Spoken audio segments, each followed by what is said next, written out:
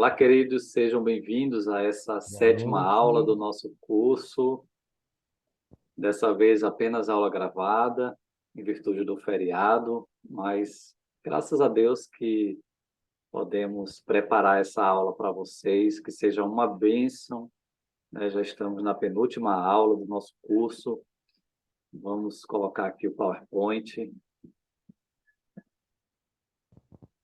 Hoje nós veremos nessa aula especialmente sobre o trabalho do mentor, aquilo que é importante para o mentor fazer, aquilo que o mentor precisa, algumas atitudes, né, que se espera de um mentor, e também tanto o seu trabalho com o mentoriado, especificamente questões de qual é o papel dele, o que ele pode fazer, né, cuidando do seu mentoriado. Inclusive, vamos falar sobre algumas questões de treinamento, né? Então, como é que se treina, né, um mentoriado, como se delegar uma tarefa, um trabalho, né, e ajudar o mentoriado a crescer nesse sentido. E também nós vamos falar sobre uma questão de atitude que pode atrapalhar toda a mentoria, que é a questão da inveja. Então, hoje vai ser uma aula muito interessante. Vamos lá, vamos começar. Então, como é que um mentor serve o seu mentoriado? Esse é o tema, né, dessa aula, baseado nos estudos de Howard William Hendricks, do livro Como Ferro Afia o Ferro. Então, vamos para as dicas desses autores, né? Então, um mentor, ele é uma fonte de informação. Por quê? Porque é você ter mais alguém para pensar como você sobre as coisas da vida. Então, o mentor sabe de coisas, particularmente coisas da vida de que o mentoriado não sabe, porque é outra cabeça pensante. Então, é mais alguém que a gente pode pensar sobre como tomar melhores decisões na nossa vida. Então, o mentor é alguém que pode trazer, como fonte de informação, né?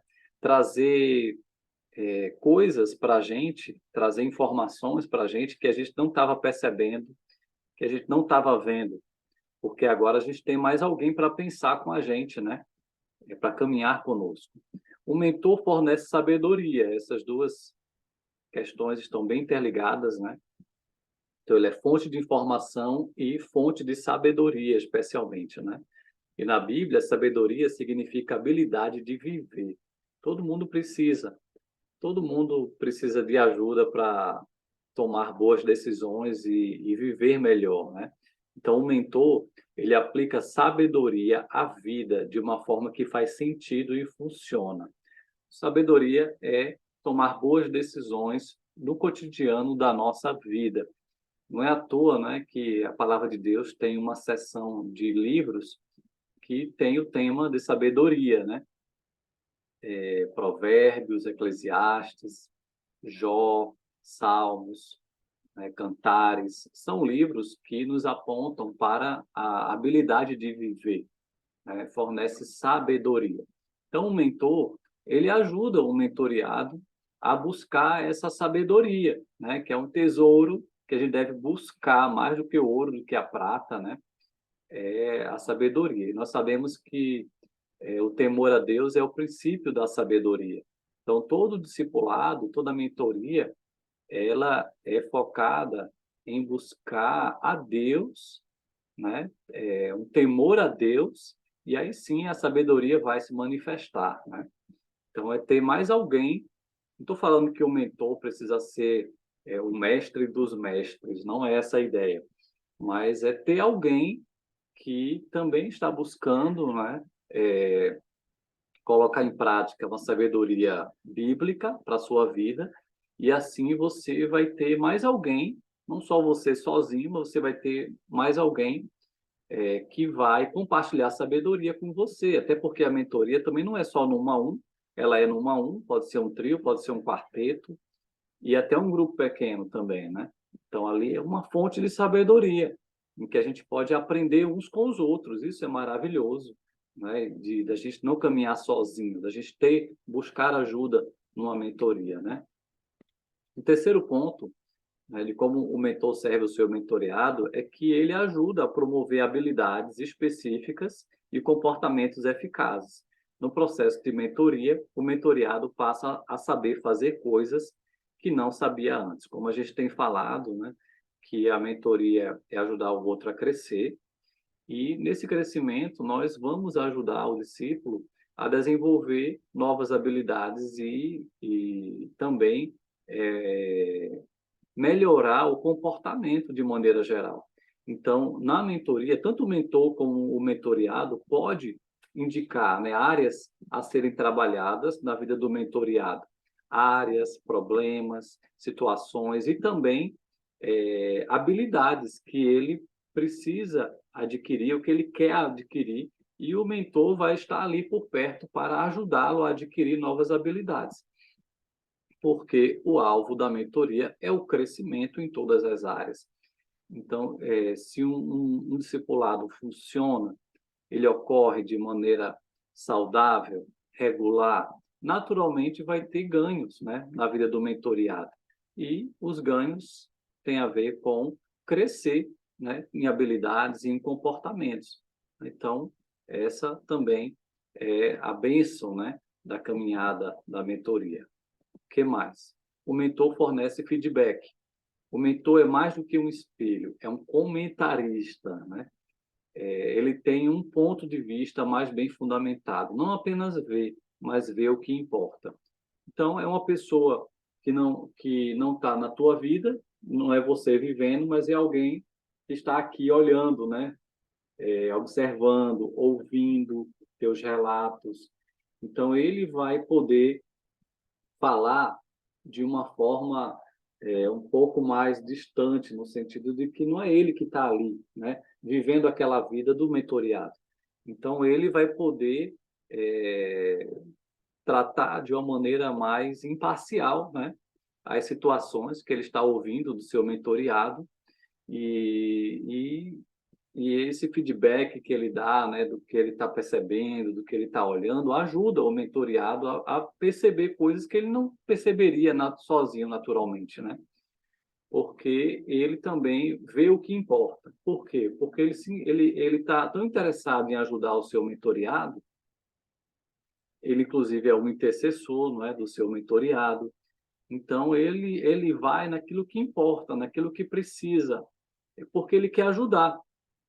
Ele não está emocionalmente, digamos assim, envolvido muitas vezes, né, nos problemas do mentoriado, na família dele, no ministério.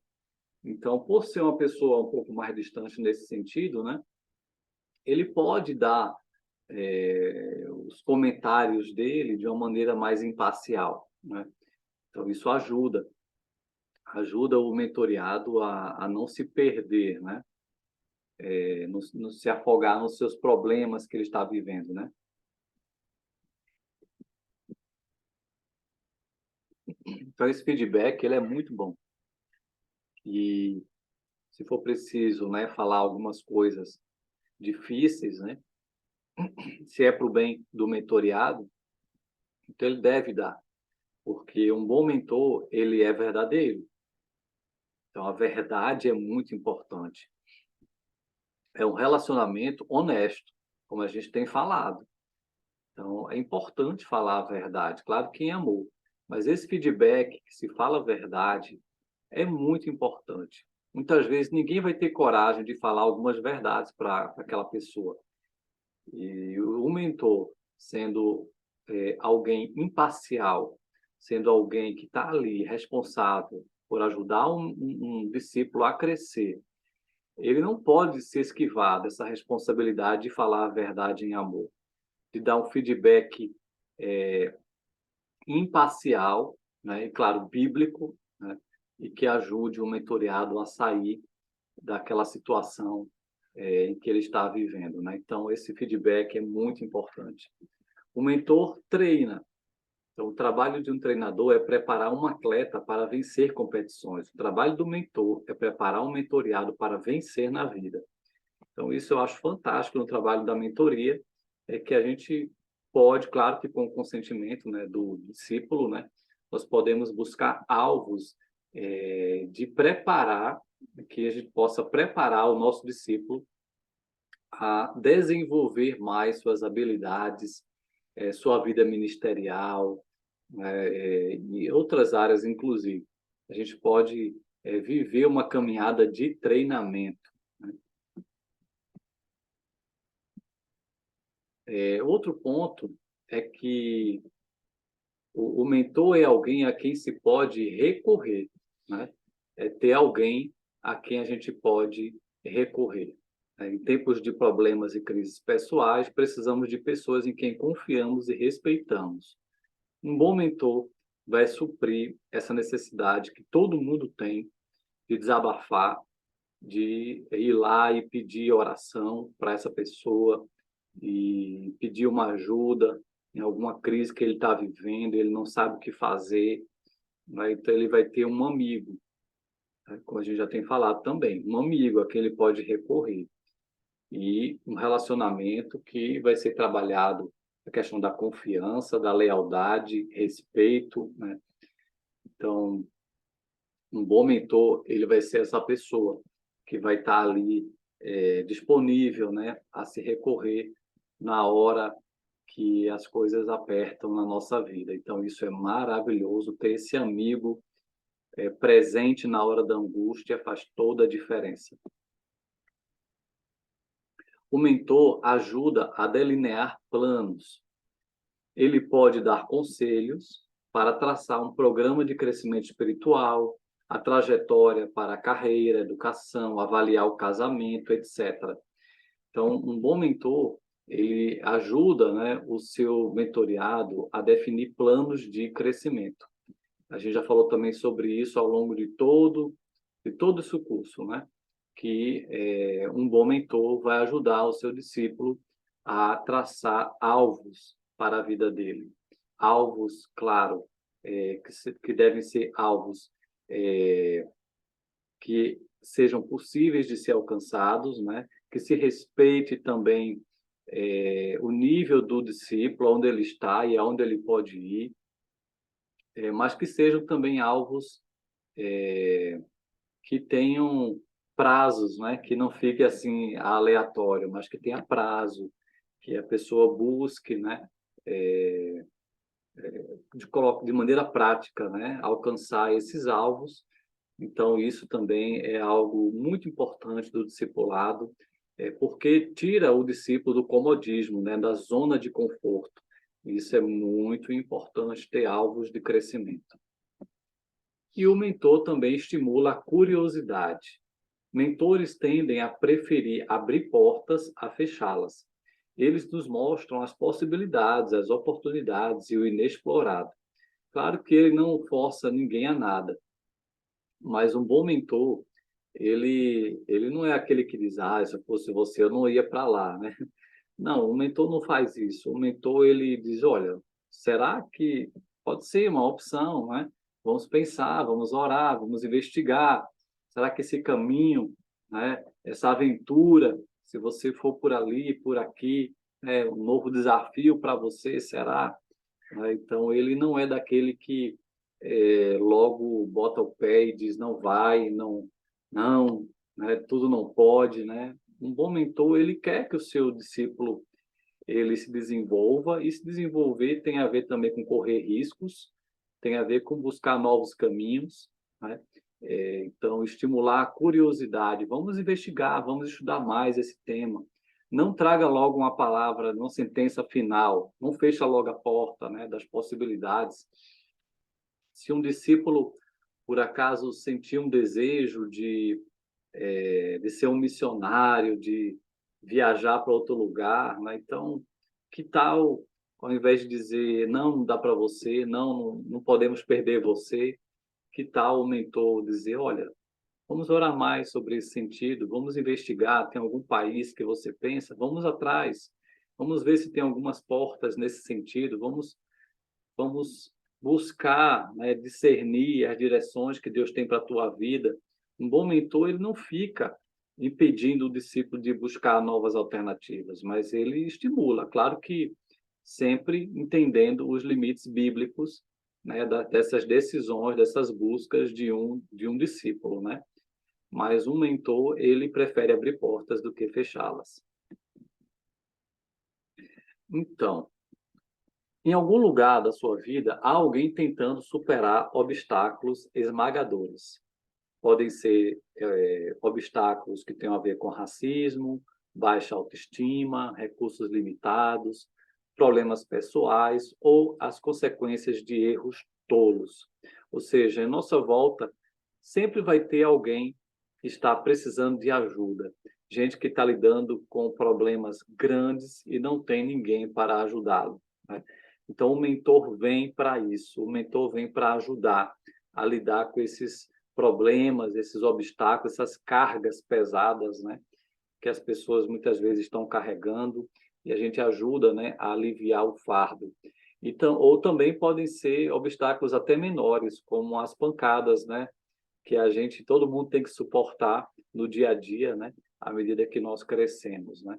Então, o mentor é alguém que ajuda a aliviar, né, a carga pesada que as pessoas estão carregando. Todo mundo tem, né, suas dores, seus problemas, suas aflições, e a gente, como mentor, se torna alguém que ajuda, né, a encontrar soluções, a aprender a descansar em Deus, aprender a buscar a Deus. Às vezes as pessoas estão com uma nuvem negra, né? Eu lidei recentemente com uma pessoa que estava só pensando coisa negativa e parecia que só tinha uma nuvem negra. E aí a minha tarefa naquele momento foi ajudar a pessoa a olhar que, opa, acima dessas nuvens negras, né, tem um arco-íris, né? Tem o sol brilhando, calma, né? Você está exagerando o problema, você está olhando com a lupa muito grande, aumentando a dimensão desse problema, porque nós somos assim. Nós temos essa capacidade de superdimensionar os problemas. Então, o mentor precisa ser aquela pessoa que está do lado de fora, né? Dizendo assim para ele, olha, existe algo maior, não fica paralisado nessa situação, porque os problemas têm solução, né? Nós temos um Deus que trabalha por nós, nós temos um Senhor que está conosco, que vai nos ajudar, né? Então, a gente ajuda, né, o discípulo a buscar soluções, como um pastor, né? Como um pastor que conduz uma ovelha a encontrar, né, os pastos verdejantes, né? Um lugar de refrigério, né, de aquietar a alma e aprender a descansar em Deus. Então, muitas vezes, nosso trabalho vai ser esse, vai ser ajudar o discípulo a não ficar, né, tão pesado diante dos dilemas da vida, mas ajudar ele a ter sabedoria, né, para viver e olhando para Deus, olhando para um Deus que está presente, um Deus que é pessoal, que está próximo, que está trabalhando, né, e todas as coisas cooperam para o nosso bem. Então, um bom mentor, ele é um encorajador e alguém que está ajudando o discípulo a superar os problemas. Todo mundo tem muitos problemas.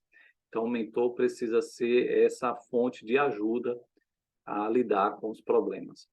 Então, você poderia ser a ponte sobre esses obstáculos, né? O trabalho do mentor. Como mentor, seja honesto com seu mentoriado acerca das suas fraquezas. Então, isso aqui também é algo importante, que é a transparência, que a gente já falou, né? Que a transparência não deve ser uma via apenas de um lado, mas dos dois lados. E um bom mentor, ele também deve, né, ser transparente, né? E sair do pedestal. E mostrar que ele também tem fraquezas e dias ruins. Ele também tem momentos que ele se sente, né, um fracasso, né, e que ele se sente que não está conseguindo e que ele também precisa de ajuda. Então, relate ocasiões em que você cometeu erros e talvez nem tenha aprendido com eles, né? Porque todo mundo é ser humano. E, então, quando a gente começa a caminhar com alguém mais de perto, nesse Vida na Vida, a gente vai revelar quem nós somos. E nós, ninguém é super-herói.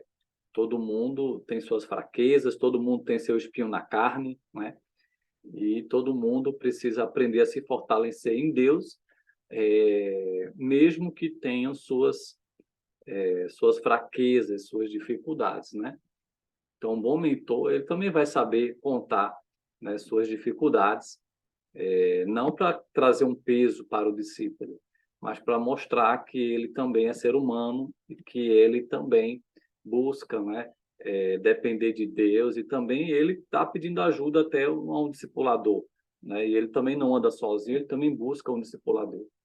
Seja humilde e admita que muito do seu sucesso não foi realização sua, mas antes foi a graça de Deus. Então é sempre bom que um discipulador não se coloque como superior, diante do seu discípulo, mas que ele mostre que se ele tem algum tipo de sucesso na vida, ou no casamento, na família, no ministério, que ele seja verdadeiro, porque a gente sabe que ninguém é tudo isso.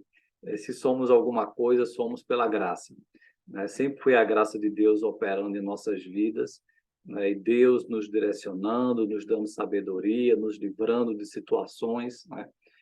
Então, um bom mentor, ele precisa ser humilde, ele precisa ser uma pessoa que reconhece a graça de Deus na vida dele, né?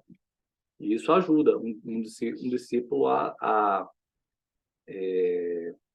se conectar ao seu discipulador, por perceber que ele é gente como a gente, né? Então, aqui está, né? Tudo aquilo que a gente viu até agora, né? Sobre como é que um mentor serve ao seu mentoreado. Então, o mentor, ele é um servo, alguém que trabalha em favor do mentoreado, e aqui estão alguns pontos que a gente viu, né? De que forma um mentor ajuda o seu mentoreado. Se a gente tivesse que, Maurício, se eu tivesse que elencar aqui, entre esses aqui, eu lembrei da Leda, que gosta de fazer essas perguntas, né? Ah, sim, a gente Desses sente 8, falta, vai sentir sempre falta da lei daquela, das perguntas pontuais, as desses perguntas oito que são aqui, sérias, profundas. se a gente tivesse que escolher dois assim muito importantes, quais você escolheria, Maurício, como mentor, Olha, que seriam dois muito importantes? fui mentoreado, sou mentoreado atualmente, sou mentor, né? E hoje eu acredito que uma dos pontos mais importantes nesse momento, das sugestões que estão aqui, né? É o fornecer o feedback. Uhum. Porque eu sempre lembro da Bíblia que diz que Deus pediu para o profeta não ir nem para a direita nem para a esquerda, né? Para se manter na reta via. Então, o feedback é fundamental. Estou fazendo certo, estou indo na direção correta, estou me desviando, estou fazendo, estou achando que estou dando certo, mas não estou. Estou achando que estou na direção correta, mas não estou. O mentor tem esse feedback, ele tem esse poder criado pela experiência, pela sabedoria, não é um poder físico, mas é aquela sabedoria de ter já visto aquela cena acontecer, ou na sua vida, né? O meu mentor já passou por aquilo, Aham. ou porque está vendo que a decisão tomada não está sendo cumprida, ou está tendo algum desvio de pensamento, entendeu? Então, com certeza, o feedback, que o feedback por si só já chama o segundo ponto, que é a sabedoria. Tem que É. ter sabedoria para dar um feedback. Aham. Então, se devesse escolher dois aqui, que não consigo escolher dois, porque eu uso todos. É. Que diga o meu mentor, eu uso todos. Uhum. Então, para mim é importante ele estar ali, dar uma fonte de informação, ele deve me dar promove as minhas habilidades, ele me treina, ele é alguém que eu posso recorrer quando estou preocupado, algum problema, me ajuda a definir plano. Tem todas, mas se devesse escolher só duas, que é uma frustração, dever escolher só duas, eu queria escolher todas. Mas a sabedoria e feedback com certeza seriam as que eu mais daria força, mais colocaria numa Aham. lista de 1 a 10, né? São as primeiras Uhum. duas, com certeza. Ótimo. Eu gostei desse item que fala: o mentor é alguém a quem se pode recorrer. com certeza. porque eu concordo que nós, seres humanos, né, a gente enfrenta muitas lutas, né? Todo Uhum. mundo tem muitas lutas. Então, muitas vezes nós nos sentimos esmagados, né, pelos problemas, pelas aflições. E aí, quando você sabe que tem alguém, né, um amigo, né, que você vai se encontrar regularmente, que vai sentir tuas dores, que vai, né, te acolher, orar por você, te ajudar a pensar, né, diante dos problemas. E aí eu já puxo o segundo, que eu vou puxar o mesmo que Maurício puxou, que é fornece sabedoria, né? Na Sim, multidão de conselheiros há sabedoria. Como é bom, né? Você buscar uma palavra sábia, né? Como traz, né? É, aquieta o coração, né? Traz paz ao coração aflito, né? E eu entendo que muito do trabalho de um mentor é um trabalho pastoral mesmo, né? De limpar as feridas, de ajudar, né, o discípulo, como uma ovelha mesmo, né? Um pastor ajudando uma ovelha, sim. a, às vezes ser um pouco mais firme para fazer ele perceber que está indo por um caminho errado, às vezes consolar mesmo quem precisa chorar, né? E a gente ser ter aquele olhar mesmo de amigo, de empático, né? Que eu entendo o que você está vivendo e se coloca no lugar. Uhum. Acho que isso é um dos maiores trabalhos da mentoria, né? Ajudar alguém que está passando por dificuldades, problemas, aflições, não sabe muitas vezes, né? Precisa de um refrigério, precisa de uma palavra, precisa de uma ajuda, de um acolhimento, de uma oração. Às vezes é uma frase que te diga, né, que ajuda a colocar a pessoa no lugar. Às vezes é um encorajamento, é uma palavra de admiração, é um reconhecimento, é uma gratidão que ajuda a pessoa. Opa, é isso aí. Eu não posso vacilar, não posso ficar nesse fundo do poço, né? Preciso dar um jeito de sair desse fundo do poço. E aí, quando a gente ajuda, né, um discípulo a levantar a cabeça, né, e vamos lá, e Deus está comigo, você é meu pastor e nada me faltará, e ele consegue, né, às vezes é um versículo, é um testemunho que a gente dá, né, e ajuda ele a sair daquela aflição. Eu É acho que esse é um verdade. dos maiores trabalhos da mentoria, é esse pastoreio mesmo, esse cuidar, né? Cuidar. Eu acho até meio redutivo, né? Definir ombro amigo, né? Porque não é só ombro, não. A gente tá com tudo. A É, gente tá com tudo. É um abraço.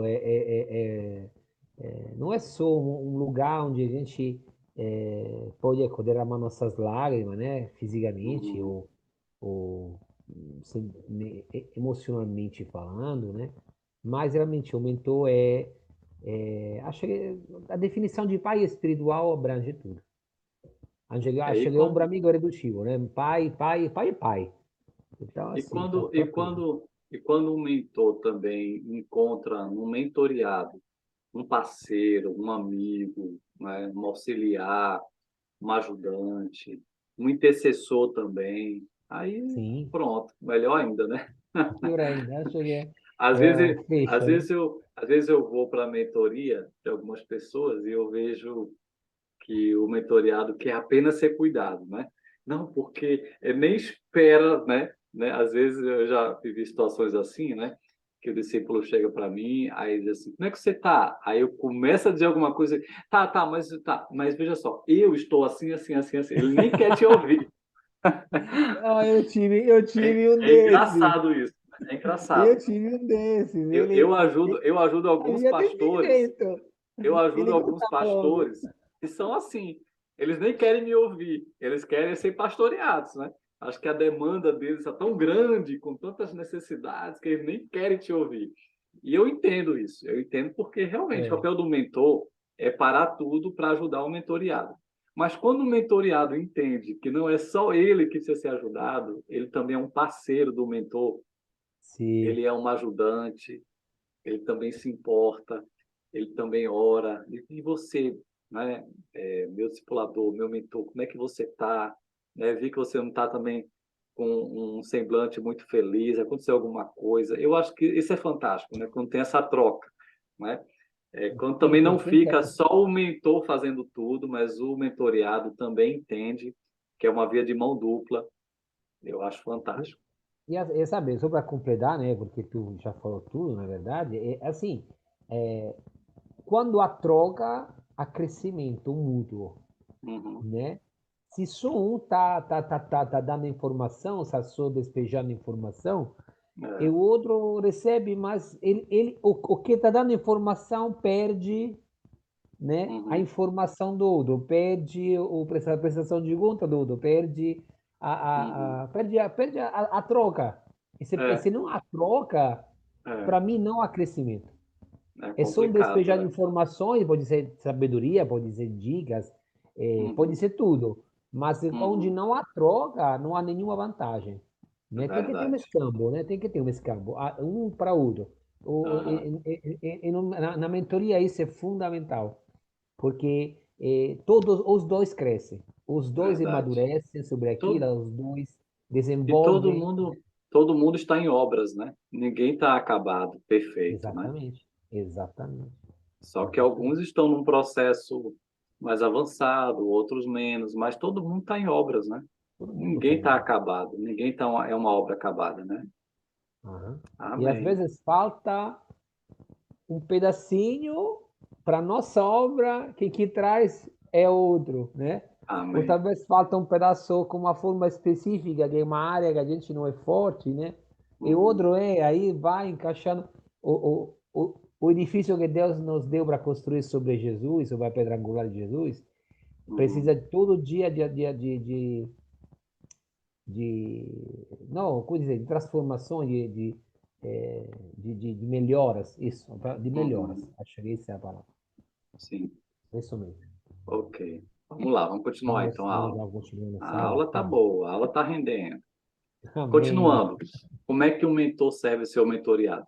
E agora eles vão dar dicas de como treinar, como ajudá-los a não ficar apenas na conversa também, né? Mas de alguma forma trabalhar algumas áreas chave que envolve o fazer, né? O fazer, o aperfeiçoar dons, habilidades. Então, veja bem, envolva seu mentoreado através da participação ativa dele, que seria o aprendizado mão na massa, algo que engaje sua mente, habilidades e alcance de objetivos de aprendizagem. Então, agora ele vai dar algumas dicas, né, que seria para envolver mais o mentoreado em algumas ações, né, para que ele não fique passivo, né, na mentoria, no discipulado. Então, por exemplo, se ele está tentando aprender a se comunicar, leve-o a fazer uma apresentação em público. Então, que tal pensar em alguma coisa que ele possa apresentar, que ele possa falar, testemunhar, pode ser um testemunho no grupo pequeno ou no grupo grande, né, na igreja, não sei, né? Então, que tal elaborar com o discípulo, né, uma tarefa que faça ele ter uma apresentação, porque assim a gente vai poder ter algo, né, para trabalhar com ele, para preparar ele e ganhar essa habilidade, né? Outro exemplo, se ele quer aprender a ensinar, deixe-o ensinar ou treinar alguém em uma habilidade particular. Eu conversei recentemente com um pastor que tem grupos pequenos, né, na igreja dele, e aí ele me falou, né, que uma das formas que ele tem de treinar novos líderes, né, de grupo pequeno, é fazer com que algumas pessoas no grupo já comecem a discipular alguém. Quando alguém começa a se tornar um discipulador para outra pessoa, ele vai ganhando habilidades de liderança e vai se sentindo mais confiante para uma liderança de pequeno grupo.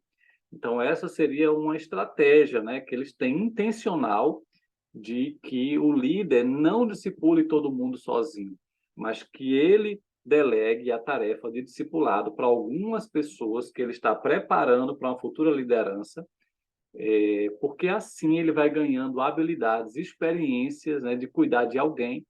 E aí, quando for preciso multiplicar um grupo, essa pessoa já vai ter habilidades, né, que ele foi treinando, cuidando de outras pessoas, né? Então, ajuda, né, o discípulo a colocar em prática, né, as tarefas, porque assim ele vai aperfeiçoar. Outro exemplo, se ele quer ser um líder, deixe-o conduzir uma reunião ou mediar um conflito entre pessoas, ou seja, libera, né, o discípulo para fazer tarefas práticas e, claro, o mentor seria uma espécie de supervisor, alguém que ele presta contas, né, que o discípulo presta contas, e ele pode dar feedbacks, né? Então, coloca ele em situações práticas. Se ele quer desenvolver o pensamento crítico, ajude-o, deixe-o analisar e avaliar um problema, né? Então, ele vai dando, né, dicas práticas, é a forma de desenvolver, é colocar em prática a área que ele quer crescer. Se ele quer aprender a escrever, deixe-o escrever um artigo ou uma resenha, né? Então, assim, ele vai, né, treinar essa habilidade e se o mentor pode ajudá-lo nisso, né, melhor ainda, né? Talvez o mentor não seja a pessoa que vai ajudar ele, talvez, um exemplo, o mentor não seja um bom escritor, mas o discípulo quer aprender a escrever. Um mentor pode ajudar ele indicando pessoas que saibam, né? Eu simplesmente dizendo, escreve algo e eu te ajudo avaliando, né? Eu posso não ser um escritor, mas eu posso avaliar, né, o teu escrito, né? Então, não há empecilho para isso acontecer, para que a gente ajude um discípulo a crescer, né? Se a gente for um encorajador, né, como um discipulador, né, e se a gente diz para o nosso discípulo, vamos tentar isso, vamos buscar opções assim de tarefas que você possa fazer para que você se desenvolva, né?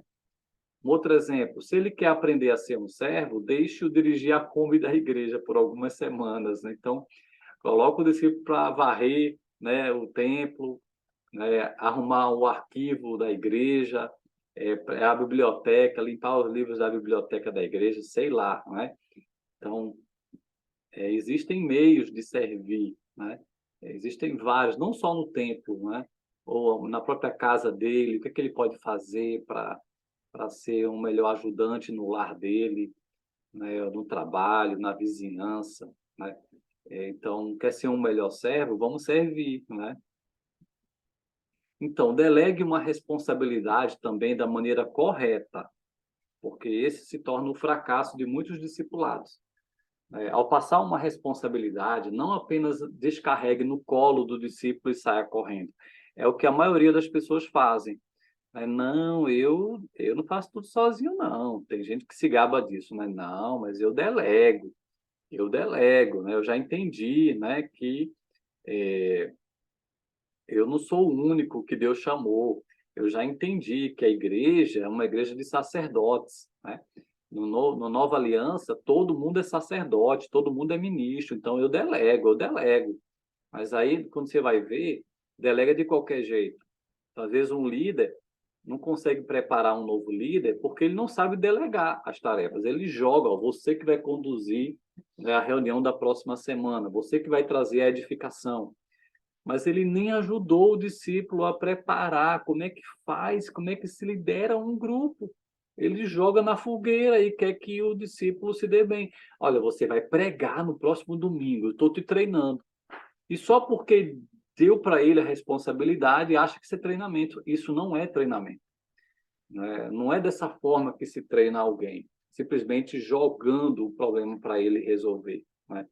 Então, olha, você já ouviu falar do homem que queria ensinar o seu pequeno garoto a nadar? O que ele fez? Ele jogou seu filho na piscina e o deixou se debater até que, ofegante, o minúsculo nadador conseguiu alcançar a beira da piscina, onde o pai assistia passivamente. Essa é a forma de preparar alguém? Uma responsabilidade? Não é, né? Essa não é a forma correta. A atitude do homem era: o meu garoto precisava aprender a nadar. Assim, eu dei a ele duas escolhas: ou aprendia a nadar ou se afogava, né? Isso é o que a maioria das pessoas fazem, né? E acha que essa é a forma correta, né? Na verdade, essa é uma forma cruel de instrução. O garoto pode até ter aprendido a nadar, mas ele também aprendeu a desconfiar do seu pai e ter medo de aprender em geral. Então, essa não é a melhor forma, né? Não, ele precisa aprender, né? Com a dureza da vida, né? É, então, é, essa não deve ser a forma de preparar alguém, né? Não é assim que se delega algo, uma tarefa, uma responsabilidade. Jogando ele lá e ele vai se virar. E deixa ele, né, aprender, né, tentando e errando. Né? Nós podemos fazer algo mais para que um discípulo nosso assuma uma responsabilidade, mas com a nossa ajuda, com a nossa instrumentalidade, né? Ajudando um discípulo a se sair bem naquilo que ele faz. Então, ao delegar algo a um mentoriado, você não está desobrigado da responsabilidade pelo resultado daquilo que ele vai fazer. Então, nós precisamos nos envolver mais, né? Mais. E agora, eles vão dar, os autores vão dar 4 passos de como ajudar o mentoriado a aprender com uma tarefa delegada. Então, olha só, isso aqui é muito importante, porque essa se torna, muitas vezes, um grande calcanhar de Aquiles na preparação de novos líderes, porque a gente não sabe delegar tarefas. A gente joga para a pessoa e acha que ela vai se virar e vai dar certo. Não é assim que deve acontecer. Alexandre, eu vivenciei isso na pele quando era oficial do exército na Itália, e a cobrança sobre os oficiais era altíssima. Não era suficiente mandar o soldado fazer a tarefa.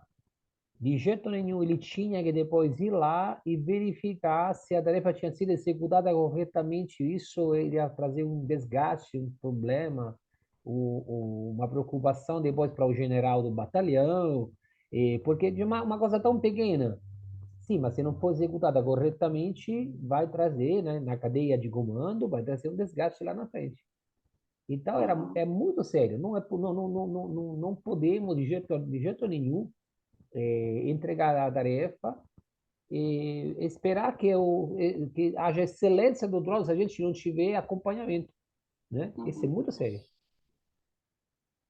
Eu já vivi também situações em que me colocaram na fogueira, né? Vai lá, você vai lá e prega. O que custava, né, para o pastor? Eu não tinha preparo, eu não tinha curso de homilética, de oratória. O que custava, né, o pastor sentar comigo, me ajudar a elaborar, né, pensar comigo. Ou então o outro extremo, que eu também já vivi, de um líder que não queria que eu aprendesse, que eu fosse líder. Então eu era auxiliar, mas não podia ser o líder. E aí o líder, né, não me dava espaço no grupo pequeno, não me deixava fazer muita coisa, centralizava, né, porque no final das contas queria me manter sempre ali dependente do líder. Então, são dois extremos que a gente corre o risco, né, na hora de mentorear alguém, que são os erros clássicos. Dizer que eu tenho um auxiliar, mas eu nunca dou espaço para ele, eu nunca dou responsabilidades maiores, eu coloco ele ali, ó, sempre naquele lugarzinho. Eu não deixo ele, né, desabrochar. E eu tampo, né, as possibilidades dele crescer, porque eu não dou espaço para ele. Eu faço bem feito e você nunca vai estar no meu nível. Então, dessa forma, eu deixo um discípulo sempre dependente de mim, sempre atrofiado, porque isso afaga meu ego. Eu sou bom e eu tenho alguém aqui que está sempre, né, dependente de mim e eu sendo muleta dele. Então, esse seria um extremo. E o outro extremo é, não, eu deixo, eu dou oportunidade, eu não sou centralizador, eu deixo, eu delego, né? Só que aí vai delegar jogando, né? Joga ele no mar e diz, agora vai nadar, né? E eu não ajudo essa pessoa a nadar, eu não desenvolvo a habilidade dele do nado, né? Então, agora, eles vão dar a dica, né, do que fazer para delegar uma tarefa, mas delegar ajudando no processo para que ele se desenvolva. Então, os 4 passos. Primeiro passo, né, faça um resumo da tarefa. Examine o que está envolvido e o que se espera dele. Então, olha, você vai liderar a próxima reunião de grupo pequeno, e eu espero que você conduza a reunião assim, assim, assim, assim. Olha, mas lembra, você é o facilitador, você não tem que, né, falar tudo, fazer tudo. Então, é importante que o mentor, ao delegar uma tarefa, faça ele entender o que se espera dele, né? Vamos lá, vamos enumerar aqui quais são os passos dessa tarefa, o que se espera de você e como você pode desenvolver essa tarefa melhor, né? Então, é importante, né, fazer com que o discípulo entenda, né, o papel dele, o que se espera dele nessa tarefa, né? O segundo ponto é pratique a tarefa com ele antes. Ele pode recitar em voz alta o que deve fazer. Se a tarefa é importante ou complexa, compensa ensaiar uma ou duas vezes antes que ele a realize. Então, se eu quero que ele traga a edificação do grupo, no grupo pequeno, então que tal eu primeiro sentar com ele e dizer, olha, prepare a edificação, vamos testar. No próximo discipulado, né, antes de você conduzir o grupo, eu queria ouvir como é que você faria a edificação, né? Então, pratica com ele, né, a tarefa. Ajuda ele, né, antes, né, pratique, olha, vamos lá, conduz aqui para mim. Como é que você conduziria a edificação? Então, você ouve, você, né, dá feedback, você dá dicas para ele, né? Então, isso é muito importante, né? Tentar com ele ir produzindo aquilo que ele vai fazer, né? E terceiro, aí sim você chega ao momento em que deixa ele executar a tarefa, aí você recua, né?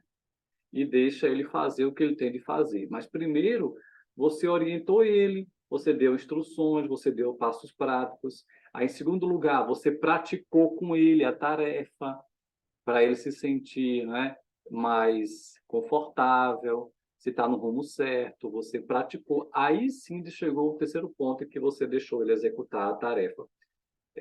Ralph Nagel vai chamar isso de ausência benigna, né? Quando a gente sai de cena e deixa ele aparecer. Porque, às vezes, até a nossa presença pode atrapalhar, né, o discípulo. Ah, mas ele é tão bom que eu não vou me sentir, né, incomodado dele aqui, olhando, dizendo, né, com aquele olhar dele. Né? Então, deixa ele executar a tarefa, recue, deixa ele fazer. Não estou dizendo que você tem que sair naquele momento, né, em que ele estiver fazendo a tarefa que ele está fazendo, você quer treinar ele, mas tem uma hora que você tem que deixar ele fazer, né? Sem o seu controle, né? Digamos assim. E o quarto passo é fale com ele sobre o que aconteceu quando a tarefa for concluída, que é o famoso feedback, né? Dê o retorno para ele, o que você achou, avalie, converse com ele e avaliar aquela experiência, né?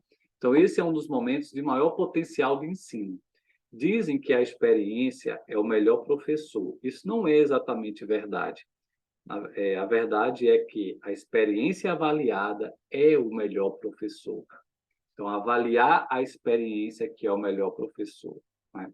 Não apenas colocar ele para ter a experiência dele, mas avaliar com ele como foi, o que pode melhorar, quais são os ajustes, o que foi de bom, o que ele pode continuar fazendo isso, o que foi de ruim. Essa experiência avaliada é que é o melhor professor, né? Então, se você seguir esses passos, né, isso serve para qualquer área de treinamento, qualquer habilidade, né, em qualquer lugar também, seja em casa, na igreja, no trabalho, né, essas são etapas fundamentais de alguém que sabe delegar uma tarefa, né, mas ajudando um discípulo a desenvolver as habilidades necessárias para executar bem essa tarefa. E se seu mentoriado fracassar, ele precisa saber que você vai estar ao seu lado. É daí que vem grande parte da sua confiança. Deixe-o desafogar um pouco a emoção depois que ele falhar. Eu já tive, né, a experiência de ser colocado na fogueira, e aí eu falhei, e o meu mentor na época, né, ao invés de dizer assim, eu estou aqui para te ajudar, você vai melhorar, vamos tentar novamente, eu vou te ajudar, ele não fez isso. Ele deu a entender que eu não dava para aquilo, né? Então, isso foi péssimo. Isso o mentor não pode fazer. O mentor, dessa forma, ele faz com que quebre a confiança no coração do discípulo. Um bom discipulador, um bom mentor, ele não se coloca no pedestal, como se fosse inacessível estar no posto dele, inacessível aprender o que ele faz, né? Então, isso não é o trabalho de um mentor. Um bom mentor, ele se coloca no lugar para ajudar o discípulo a ganhar confiança, né? E às vezes ele vai falhar, mas nessa hora não é o seu papel não é dizer que eu não te disse, né? Eu não te falei, não, isso não dá para você, né? Não é esse o papel do mentor. O mentor está ali para ajudar ele, primeiro consolando, né? E ajudando ele a se levantar novamente. E aí, nesse momento em que ele fracassou, né, aí a gente vai pensar nisso bem aqui, na mentoria. Existem lições a serem aprendidas nesse fracasso? Quais são as lições? Né? Talvez uma das lições é que o mentor não fez um bom trabalho. Né? Talvez quem fracassou foi o mentor, na mentoria, e não o discípulo. O mentor não soube preparar o discípulo. Né? Provavelmente, a questão das lições a serem aprendidas com o fracasso, né? Provavelmente, sim, vai ter, né, claro, lições a aprender. E a primeira lição é a que é atribuída a Thomas Edison, né, que passou 2 anos construindo muitos protótipos em uma tentativa de inventar a lâmpada elétrica. E após cada fracasso, ele dizia: bem, nós agora sabemos o que não funciona. E depois de tantas tentativas de fracasso, ele conseguiu, né, inventar aquilo que até então não existia. Então, nós precisamos ter essa mentalidade na hora de ajudar um discípulo. Agora não deu certo? Ok, pelo menos a gente já sabe o que é que não funciona, o que não dá certo. Então vamos tentar novamente buscar novos mecanismos para que você consiga o sucesso, né? Não desistir, mas vamos perseverar, né? Então o fracasso nos aponta aquilo que não deu certo, mas existem outros meios de buscar o caminho que dá certo, né? Isso é o que o fracasso diz a você, o que não funciona. Por fim, não importa a gravidade do tropeço, lembre-o que o sol ainda nascerá amanhã. Ou seja, tem uma palavra de esperança, uma palavra de encorajamento. Todo discipulador tem que saber dizer para o seu discípulo: olha, esse não é o capítulo final da sua história. Eu já tive que falar isso várias vezes, né, para discípulos meus. Olha, realmente, né, foi um fracasso.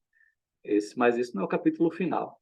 Deus tem outros capítulos, né? Vamos tentar novamente, vamos aperfeiçoar, vamos buscar vitórias lá na frente, né? Vamos buscar que Deus está aqui para nos ajudar a vencer, né?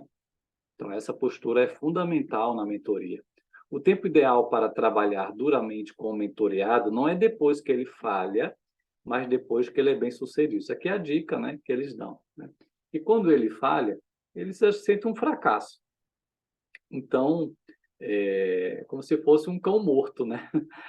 É difícil você ajudar um cão morto, né, a ficar lidando com os fracassos dele, né? Então, essa nem é a melhor hora. A melhor hora de trabalhar duramente com o mentoreado é quando ele consegue fazer bem feito. E aí, quando ele consegue fazer bem feito, primeiro, ele está lá nas alturas, né? Ele está se achando, que conseguiu fazer, né?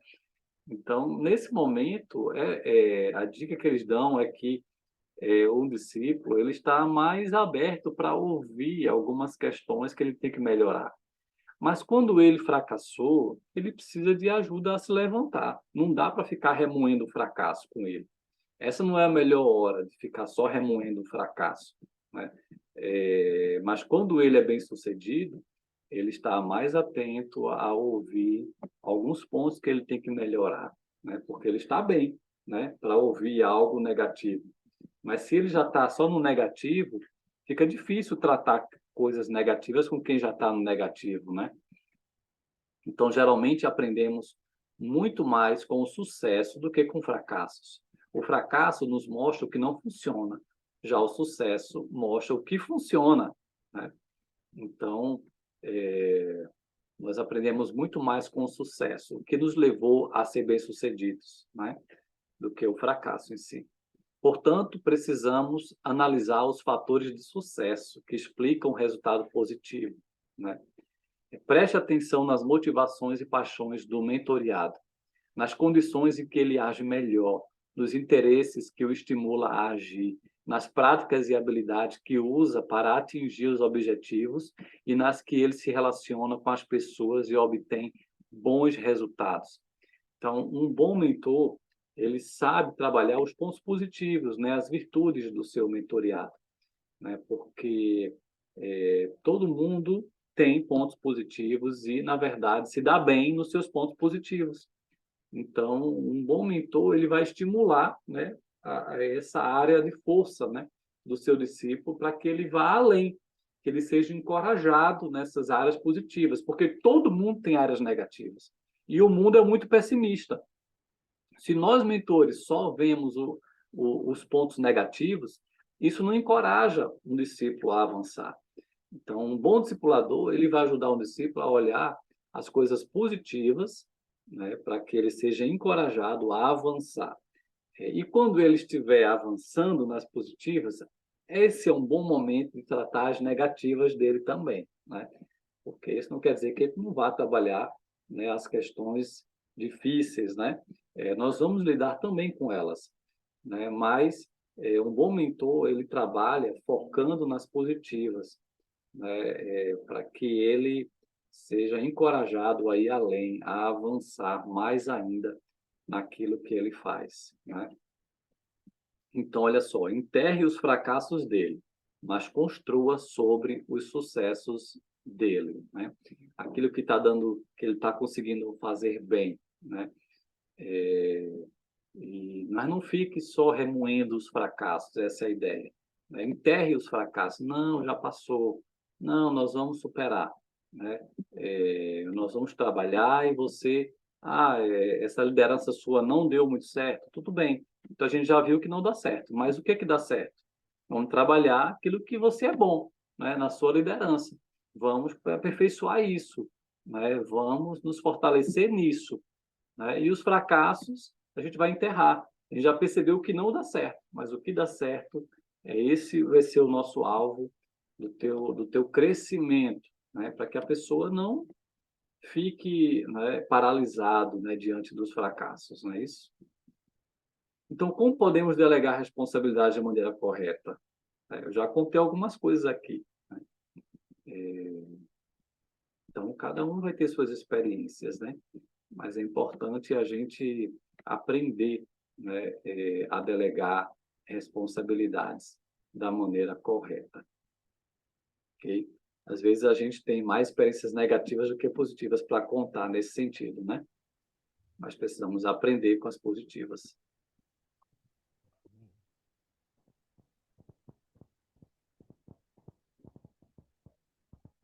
Ok? Vamos lá, né? Vamos continuar. Ok, vamos para o último tema, né, dessa aula, é sobre a inveja. Essa é uma armadilha que todo mentor precisa tomar cuidado. Ele precisa evitar a inveja, porque quando nós mentoreamos pessoas, nosso alvo é ajudá-las a crescer. E elas vão crescer, não é isso? Porque vai trabalhar nisso. E aí, será que a gente vai saber lidar com o crescimento dos nossos discípulos? Né? Então, essa é a questão da inveja que precisamos tomar cuidado, né? Não deixar a inveja atrapalhar o trabalho do mentor, né? Aprender a se alegrar com o sucesso dos nossos discípulos, né?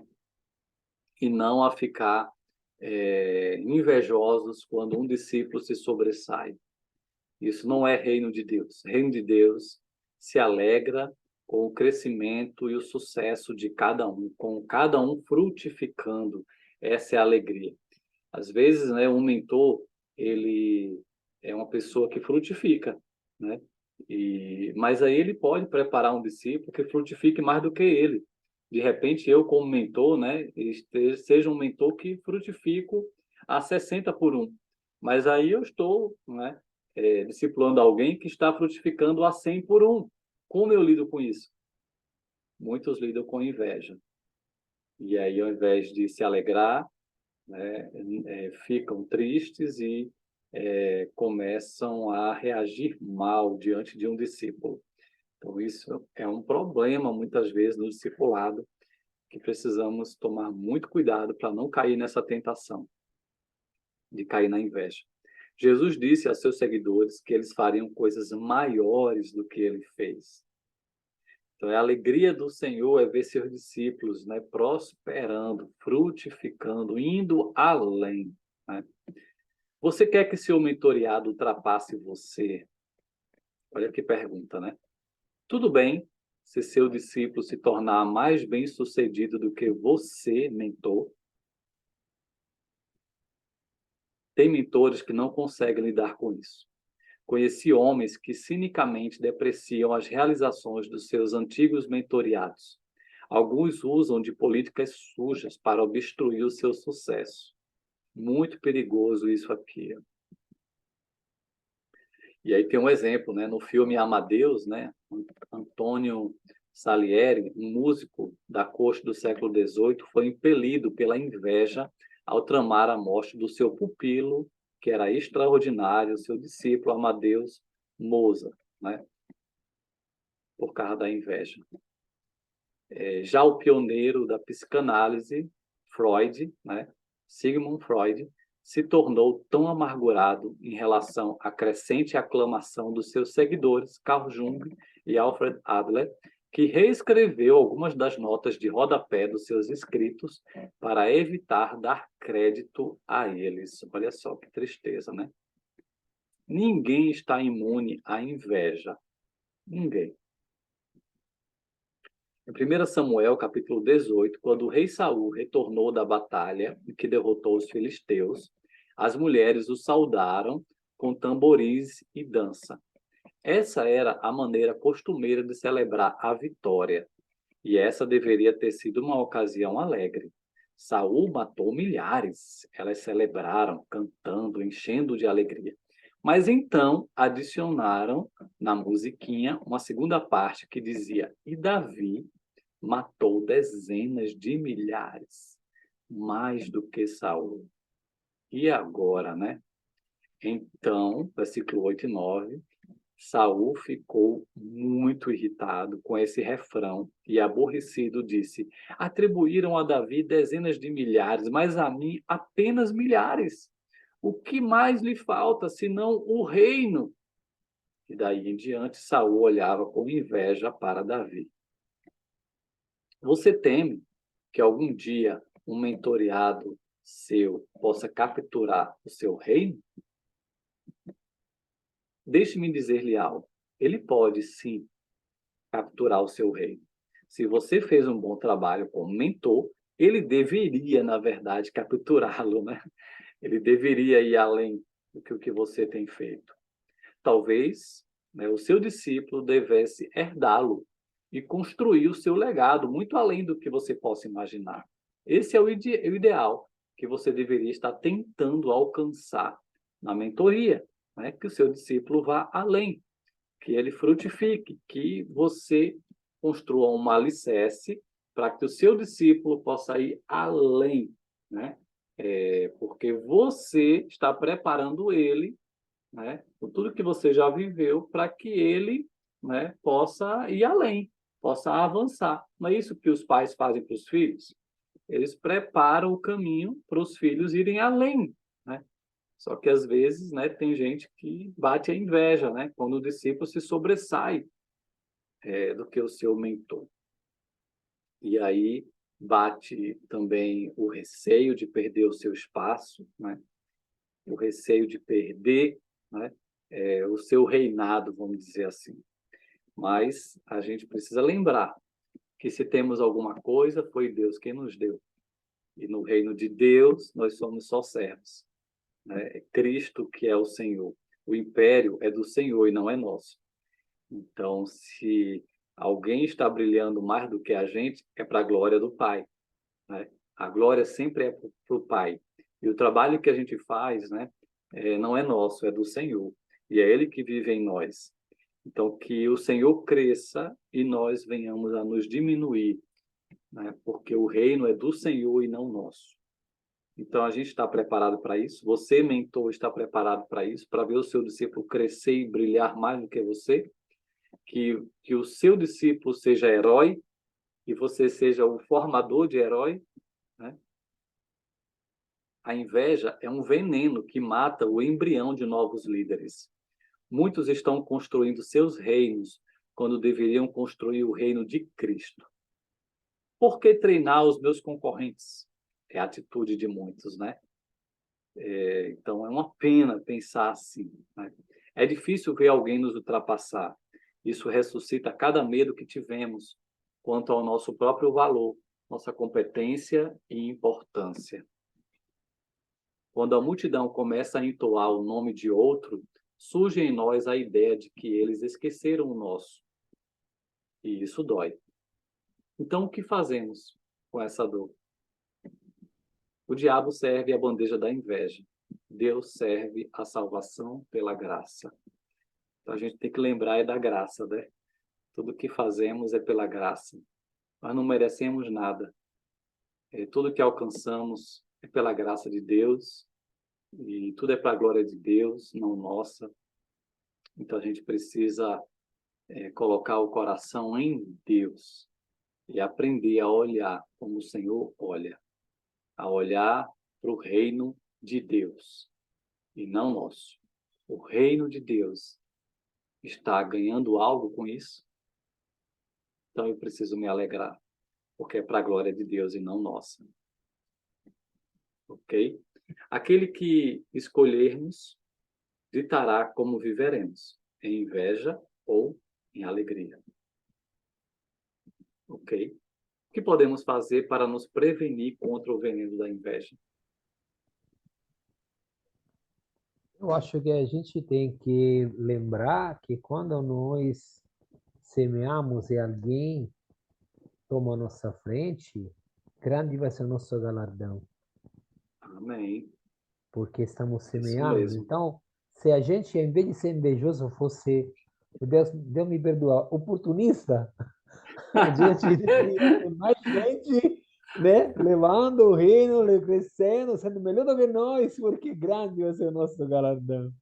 É E ao verdade. contrário, a gente foca na inveja e as nossas obras vão ser testadas pelo fogo. E será que a nossa inveja vai queimar como a palha ou vai existir o fogo como ouro? Né? Eu sempre Boa. fico Excelente. ligado a esta afirmação. A gente deve ser, que você tem que ter um sentimento ruim, seja oportunista, não invejoso. Mas, não, brincando, né? Claro que não é para ser oportunista, mas a gente olha para o crescimento, foca no objetivo final, no objetivo do reino, quando alguém cresce e nos supera, só há crescimento do reino. Nunca foi pessoal, nunca foi para nós, né? Nunca é para nós, né? E Então, eu vou dizer para vocês, né, que nós seremos testados nisso. Não é, tenham dúvida. Nós seremos testados nisso. Quanto mais pessoas a gente investe, nós estaremos suscetíveis a situações assim, de um discípulo que também não reconheceu o teu trabalho como mentor, que pegou algo teu e levou como se fosse dele, essas coisas, né? Essas coisas acontecem, né? Eu já tive que lidar com situações assim. Já tive por exemplo, um fato, uma vez me marcou uma situação que eu estava preparando alguém para pregar na igreja, isso faz muito tempo.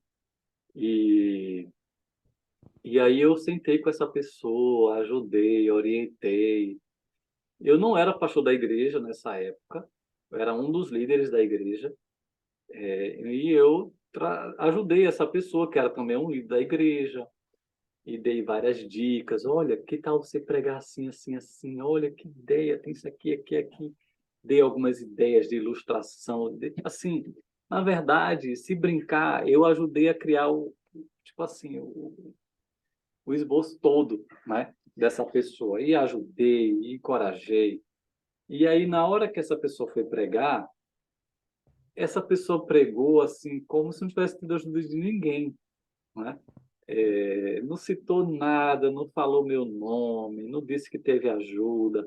Ele pregou como se a ideia fosse toda dele e depois recebeu todo um mérito, um aplauso, todo mundo elogiando. Ah, meu Deus, que pregação, tão criativa, tão não sei o quê. E o que me incomodou é que essa figura nem disse assim, ah, eu tive a ajuda de Alexandre, né? Porque eu sei que fui eu que botei a criatividade naquele negócio, fui eu que dei as ideias criativas, né? Da estrutura do sermão, de tudo. E, eu não vou dizer infeliz, né? Mas aquela figura não foi nem capaz de dizer assim. Eu me vi, se não me engano, até numa situação em que eu vi, todo elogiando, e eu estava perto, essa pessoa disse: Ah, Alexandre me ajudou. Né? E aquilo mexeu comigo. E, na verdade, o teste era para mim. Eu estava sendo testado naquela situação. Como é que eu reagiria a isso? Né? A pessoa que nem citou, né? O meu nome, tudo aquilo, e, e eu fui testado. Né? Eu senti que era um teste realmente para mim, e eu não gostei da situação. Eu não gostei da situação. Então, a gente precisa ter um olhar além, né, daquela situação. Né? Como o Maurício falou, a gente precisa olhar para o céu, né? E saber que lá no céu tem um Deus vendo tudo. E que É a aí gente que faz é daremos para conta, Ele, né? né? É aí que daremos conta, né? Então, assim, por exemplo, uma coisa que abro um pequeno parêntese aqui, uma coisa que eu gosto de fazer, apenas quando puder, apenas posso, né? Eu trabalho com móveis, então, às vezes tenho sobras, né? Eu faço pequenos nichos, móveis, né? Uma mesa, uma escrivaninha, né? E dou para a igreja, né? Ultimamente fiz para uma igreja que está abrindo, também fiz uns nichos para colocar os brinquedos na sala de crianças, né? Mas assim, eu sou de fazer isso, mas não quero que alguém vá lá em cima no púlpito, ah, Maurício fez isso, eu não gosto.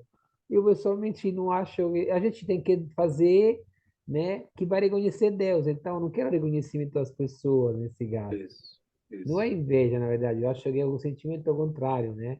E eu me Uhum, sinto incomodado quando alguém chama meu nome lá em cima. Ah, Maurício, eu uhum, fiz isso. Não, eu não queria que ninguém soubesse. Que tem que saber já sabe, que tem que ver já viu, entendeu? Tá uhum, lá, foi adicionado à igreja. Todo mundo está se beneficiando, beleza, entendeu? O objetivo não é fazer se vangloriar, né? Acho que é isso que eu quero uhum. dizer.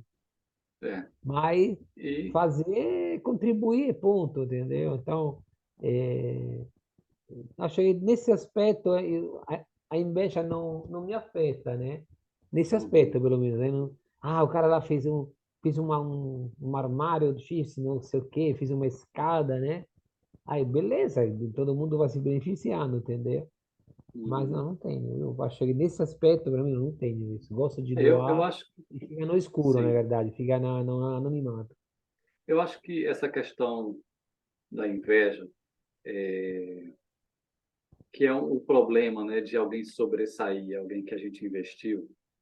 Acho que a grande questão nessa situação é quando a gente está investindo em alguém e essas pessoas, né, ou essa pessoa que a gente investe, ela não retribui, digamos assim. É falta de gratidão, né? É a falta de gratidão que acontece, né? Ser humano é ser humano. Ou, Ou então essa pessoa ela pode de repente até tomar o nosso espaço, né? E a gente ficar para trás, vamos dizer assim. Acho que esse é o grande receio e é isso que também é muitas verdade, vezes, né, aflora essa inveja, né? é verdade. Porque se a gente faz um bom discípulo, mas ele, digamos assim, retribui tudo que recebe, e ele cresceu e te leva junto quando cresce, vamos dizer assim, né? As portas se abriram para ele e ele te abençoou porque você fortaleceu ele para isso, né? Que seria ótimo se sempre acontecesse isso, mas nem sempre vai ter isso, né? E aí eu É. acho que a inveja aonde o teste da inveja vem é quando o discípulo não retribui. É quando ele recebe tudo e ainda passa por cima de ti. Tipo assim, você se tornou mais um degrau para ele, digamos assim, né? E ele passou Foi, por tu foi cima de usado, tu sentiu você, usado, né? Ele te tu te sentiu usou, ele te usado, fez exatamente. literalmente, né, um burro de carga que ele passou por cima de você como um trampolim para ir além e não retribui depois, não foi grato e na verdade usou suas ideias como se fosse dele, vamos dizer assim, né? E aí é a parte dolorida da situação, né? E talvez seja por isso que muita gente se fecha, né, para esse discipulado, essa mentoria, por situações Exato. assim, por situações É, assim que são dolorosas, né? E que podem acontecer, né? Mas nisso também nós somos testados, porque a obra de discipulado é apontando para Cristo, sempre para Cristo, né? E vai ter gente que não vai nos retribuir, mas a gente tem que lembrar o quê? Que a gente faz é para Cristo. Ele vai nos retribuir, ele vai nos recompensar, ele tudo vê. ele está Então, vendo, né? Davi passou por uma situação assim também, né? Quando ele se tornou o grande rei Davi e o filho dele, Absalão, minou o reino dele e tentou destruir o reino dele. Então, Davi foi muito humilde ao ponto de dizer assim, não, de repente, né, Deixa, eu esteja pagando pelos erros meus, né? Então, deixa ele reinar. Ele foi. não ficou brigando, né, com o filho Ele se dele. encolheu, né? Ele se encolheu, né? E ele, na verdade, ele confiou no Deus que tudo vê, que tudo julga. No final das contas, foi o que ele fez, né? Então, se ele entregou para Deus julgar, né? Se eu estou pagando isso pelos meus pecados, tudo bem, eu vou, né, me humilhar mesmo em tudo isso e entender a minha Retirar, né? insignificância, né, e me retirar. É, Mas se o meu filho estiver errado, Deus vai julgar ele e Deus vai tratar com ele no que ele precisar tratar, né? E eu sei que Deus está cuidando de mim. Então, acho que essa postura seria a melhor forma de se prevenir contra o veneno da inveja, né? De saber que a gente tem um Deus, que a gente trabalha é para Ele, para a glória dele, e que nosso trabalho nele nunca será em vão, né? E acho que essa é a melhor forma da gente se prevenir. Até hoje eu acho que reconhecer preciso, né? Nós estamos aonde estamos por causa de alguém. Uhum, Claro, estamos salvos pelo sacrifício de Jesus. Mas na nossa caminhada cristã, Deus colocou pessoas no nosso caminho. Então, em última análise, é sempre Deus é o responsável do nosso crescimento. uhum. Ninguém recebe cuidado de outra pessoa por acaso. Deus colocou no Não, nosso foi caminho. Deus, isso. Exatamente. Eu, até hoje, ainda hoje, quando eu falo da minha história, eu cito o nome das pessoas que me acompanharam. Se não Uhum, tivesse sido essas pessoas, eu não estaria onde estou hoje, entendeu? Então, são degraus, sim, na vida espiritual, mas cada degrau tem a sua importância. E é justo que as pessoas vejam por onde eu passei. Quem uhum, fez a diferença na minha jornada? Eu não cheguei no segundo andar do prédio assim pulando, mas foi uhum, degrau após degrau. E a caminhada é justamente isso, é crescer na direção de Cristo. E cada pessoa que nos ajuda é justamente alguém que nos ajuda a levantar. É um degrau na nossa jornada. Mas cada degrau tem que ser reconhecido. Ninguém pula 5 degraus do nada. Não existe. ninguém Não, chega até lá, né, se sozinho, não teve exato, ajuda, né? sozinho não. Sozinho não. E no É a falta final de gratidão. e no final tudo foi Deus, né? Sempre. Eu gosto Amém. de pensar. Tenho certeza disso. Vamos Então, continuar. a nossa historinha de reflexão é sobre Alfred Nobel. Então, seria extremamente positivo se todas as pessoas tivessem a oportunidade de ler aquilo que estaria sendo dito a seu respeito após a sua morte. Alfred Nobel, né, era um químico suíço muito famoso que se tornou milionário com suas invenções. E aí um dia ele se levantou, foi pegar o jornal, né, do dia, e ele se deparou com a notícia da sua própria morte. Imagina o impacto, né, que é ver a notícia, a matéria do jornal, falando sobre a sua história de vida, né, e relatando a sua morte. Obviamente, ele não tinha morrido, na verdade, foi um engano do editorial do jornal. Quem tinha falecido era o irmão dele, mas os editores do jornal se confundiram, achando que tinha sido ele que tinha morrido, e aí prepararam uma homenagem póstuma a Alfred Nobel. E, para ele, foi assustador saber que, se ele morresse naquele dia, a biografia dele na história estaria marcada pelo relato dele ter sido um milionário que criou a dinamite, né? Então, ele seria lembrado principalmente por causa da criação da dinamite. E ele ficou extremamente reflexivo, né, por saber que, se ele morresse naquele dia, ele seria lembrado pelas muitas explosões por aí. E ele ficou insatisfeito, né, com essa biografia dele, com ser lembrado dessa forma. E, por conta disso, ele começou a investir, a partir disso, né, a partir dessa experiência dolorosa de saber, né, qual seria, né, como é que ele seria lembrado na história. Ele resolveu mudar esse panorama, né, da história dele, e ele começou a investir com a parte da fortuna dele em oferecer prêmios para pessoas que se destacavam, né, mundialmente, seja na área da literatura, da medicina, em relação também à paz, né, na química. E essas pessoas ele premiava, né, esses feitos mundiais, com os seus feitos, né, ele premiava. E daí, né, surgiu a tão conhecida, conhecido como o criador da dinamite, né? E aí todo mundo hoje lembra do Prêmio Nobel, né? Na verdade, foi ele que criou esse prêmio, né?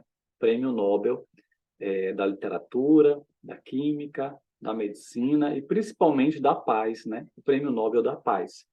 Então, foi esse homem que criou o prêmio para as grandes realizações humanas, e todo ano se dá o Prêmio Nobel para pessoas que se destacam para o bem da humanidade.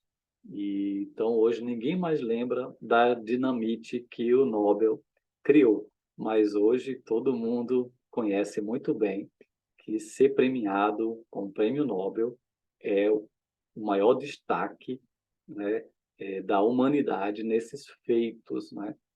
Então, ele pôde refazer a história dele, né, e deixar um bom legado.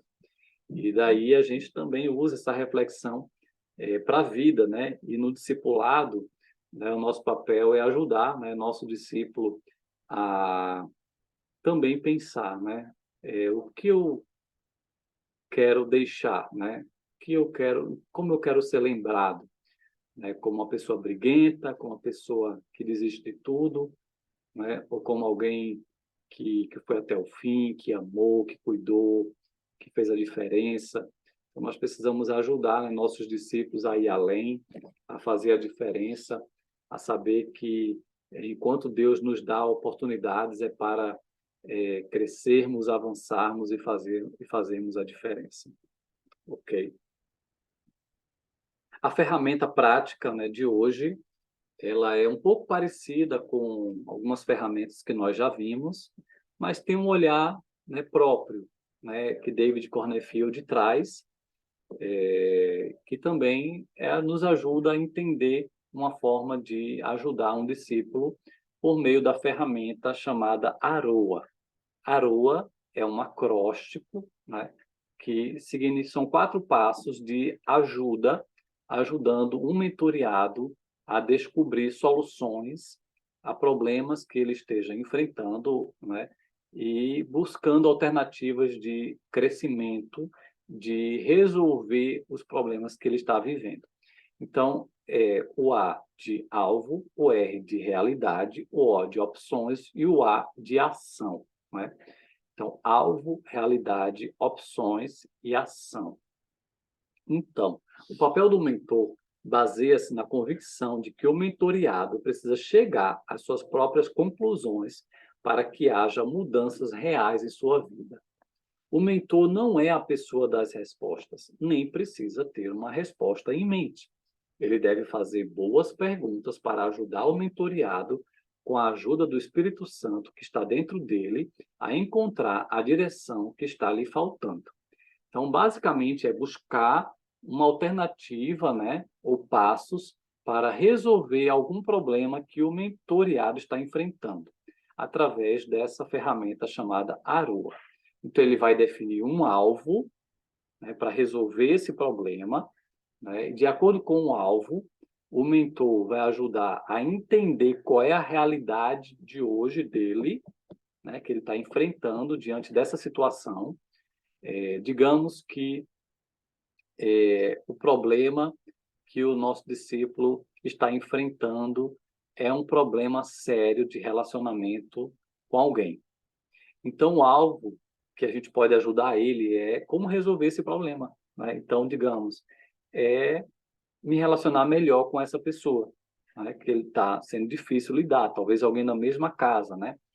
Então, o alvo tem que ser um alvo que seja possível de alcançar, né? Então, de repente, o alvo é melhorar o meu relacionamento com aquela pessoa, e é bom ter um prazo, né? Ainda este ano, um exemplo, ou ainda nesse semestre, ou nesse mês, né?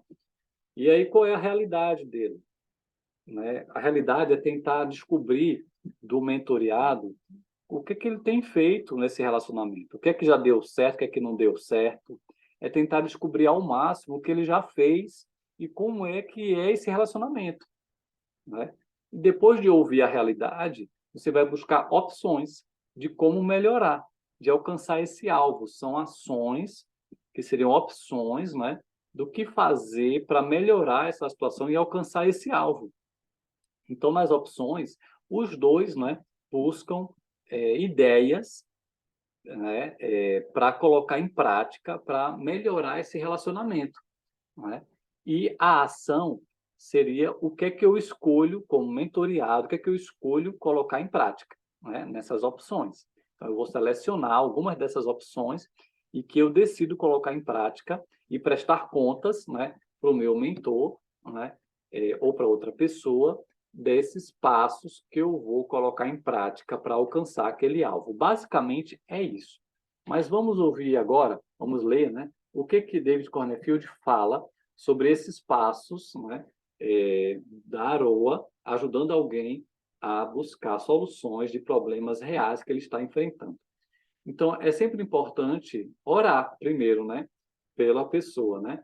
Então, nesse momento da oração, o mentor ora pelo discípulo, né?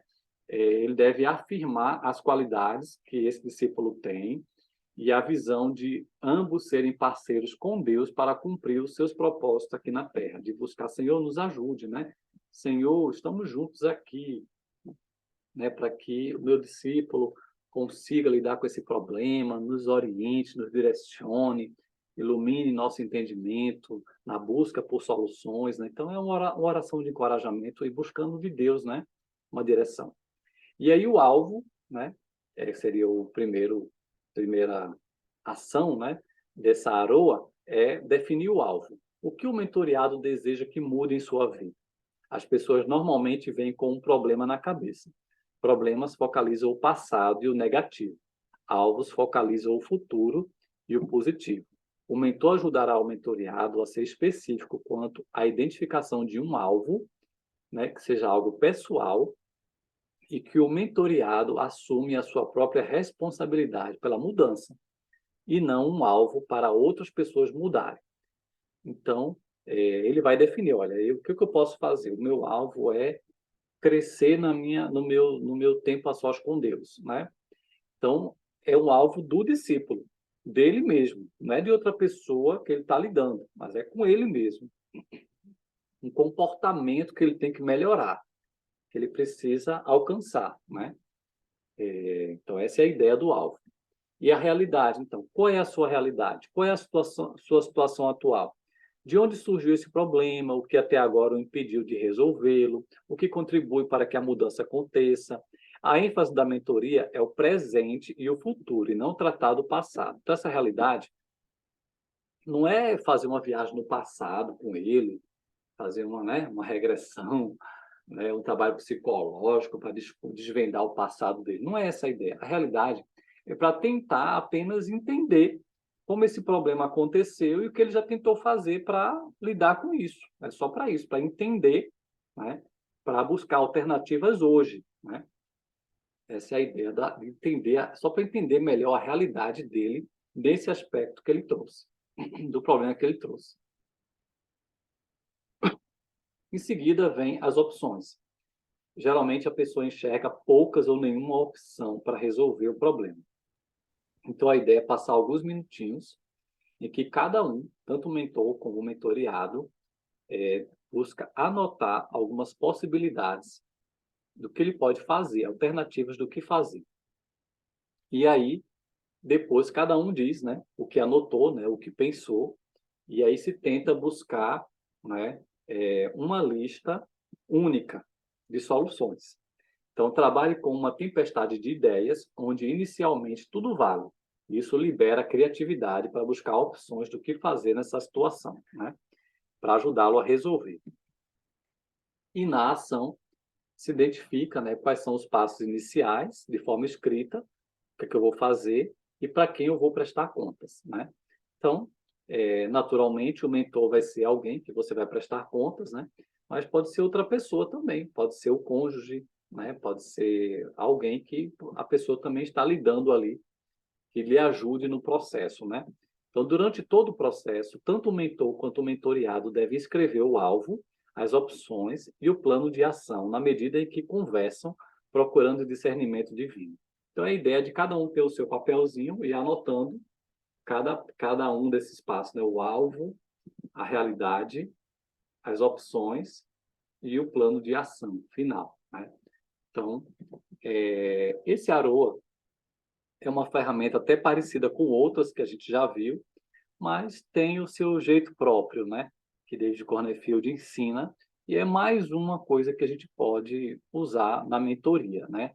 Às vezes a gente pode usar a Aroa sem nem dizer que é Aroa. De repente já vira automático. Eu faço isso muitas vezes, né?